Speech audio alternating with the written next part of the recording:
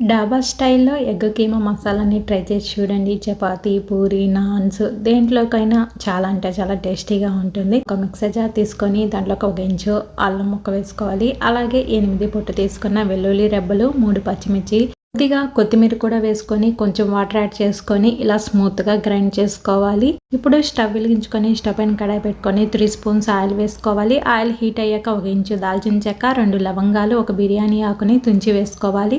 సన్నగా తరిగిన ఒక ఆనియన్ కూడా వేసుకొని ఫ్రై చేసుకున్నాక సన్నగా చాప్ చేసుకుని ఒక టమాటా కూడా వేసుకొని పావు టీ స్పూన్ పసుపు, మనం ముందుగానే గ్రైండ్ చేసి పెట్టుకున్న మసాలా పేస్ట్ని కూడా వేసుకొని పచ్చివాసన పోయేంత వరకు ఫ్రై చేసుకున్నాక మీ స్పైసీ తగ్గట్టు half spoon red chilli powder, 1 spoon ధనియా పౌడర్, 1 స్పూన్ చికెన్ మసాలా లేదా గరం మసాలా వేసుకొని ఫ్రై చేసుకున్నాక ఒక గ్లాస్ వాటర్ యాడ్ చేసుకొని మనం గ్రేట్ చేసుకున్న 2 ఉడికించుకున్న ఎగ్స్ని కూడా వేసుకొని తగినంత సాల్ట్ కూడా వేసుకొని 5 మినిట్స్ కుక్ చేసుకొని ఫైనల్గా కొత్తిమీర వేసుకొని స్టవ్ ఆపేసి ఈ ఎగ్ కీమా మసాలా చాలా టేస్టీగా